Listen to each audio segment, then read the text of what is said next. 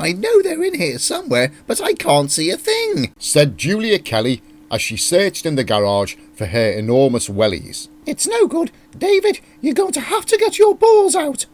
"1 second, Julia," said David Paul, taking his illuminated balls out of his pocket and giving them a quick squeeze, causing the garage to be filled with their light.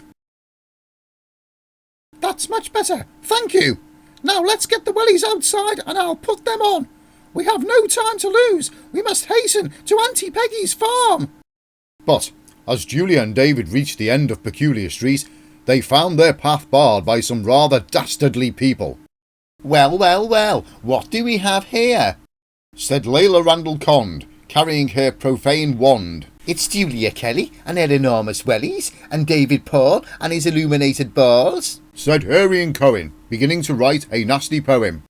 "Are you off to do something peculiar? He he he." "Yeah, it'll be something peculiarly shit," said the profane wand, wobbling in a wand-like fashion. "Actually, we are off to my Auntie Peggy's to rescue some poor puppies, kittens, and a particularly endearing aardvark who have become trapped on a little island in a pond," replied Julia Kelly, looking down her nose at the dastardly group.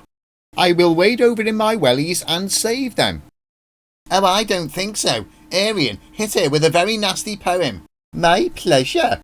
"Julia Kelly, you're so smelly. I wouldn't watch you if you were on the telly. Your bum's like jelly, you've got a big belly, so do I think you're nice? Not on your Nelly." "Oh, boo-hoo, boo-hoo, boo-hoo." "You fiend, that's horrible," said David Paul, angrily squeezing his balls. "It's supposed to be horrible, you shouted Layla Randle-Conde's profane wand. Just then, alerted by the boo-hooing and noise, a door opened and Darryl, Lucas and his green Biro of Mucus ran into the street. Aye, what's all this then? I suggest you leave Julia and David alone, or you're gonna get snotted," Darryl said, brandishing his Biro. "Hit him with a poem, Eirian." "Oh, here comes Darryl. He poos in a barrel, and I bet he's crap at singing Christmas carols. He's got a funny face, and like that nice Colin Farrell." "Why, I've never been so insulted." But then, out of nowhere, a stranger appeared. "Perhaps I can be of some assistance here. I am Tony Brind, and I have Hypnotic Wind. I've just moved into number 16. "Oh, I doubt it. We're not scared of you or your wind." Let's see. Hey, look, he's got green mist coming out of his bottom. What's that all about?" "Too many f***ing sprouts, probably." But, as the mist wafted over them, "I feel very strange. I'm falling asleep." "As am I." "Me f***ing too. What a complete pisser." "So, you are now under the control of my hypnotic wind. You will thus return to Dastardly Street, go into the horrid ferret pub, and sing this song. We love Peculiar Street, the people there are such a treat. We love Peculiar Street, it's neat, neat, neat, neat, neat, neat, neat, neat, neat. And off they went.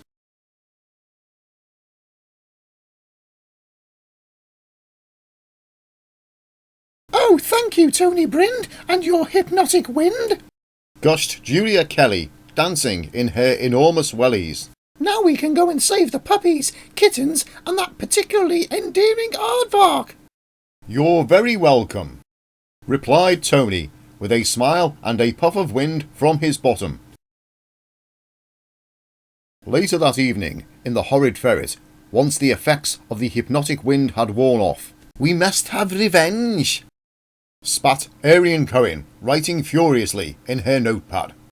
"Shall we let loose Mark Price and his flame-throwing mice? Rag!"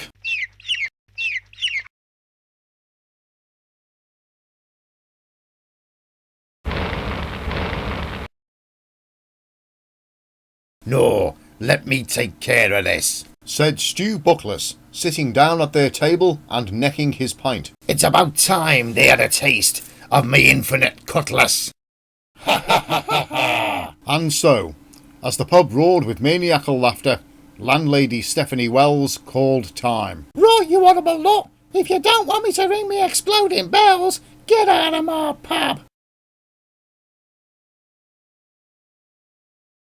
Over at the Oddfellow Socks, the people of Peculiar Street were celebrating. "Right, free drinks all round," said landlord John Macklin, "and if anyone wants to nibble on me indestructible pork Cracklin, you're very welcome. I fear they will seek revenge for what you have done with your hypnotic wind, Tony Brind," said David Paul, caressing his illuminated balls. "Yes, indeed. We must find out in advance, or we could be doomed," said Julia Kelly, stroking her enormous wellies. "We must ask Sandra Biddle to play her psychic fiddle," said Darryl Lucas, clutching his green biro of Mucus. "Yes, Sandra, play your fiddle." "But I was just on me way to the loo." "You must play now, or it may be too late," John Macklin said, and he started to sing. "Sandra Biddle, play your fiddle, then we'll let you go for a piddle." And everyone joined in. "Sandra Biddle, play your fiddle, then we'll let you go for a piddle. Fiddle and piddle, fiddle and piddle." So Sandra started to play.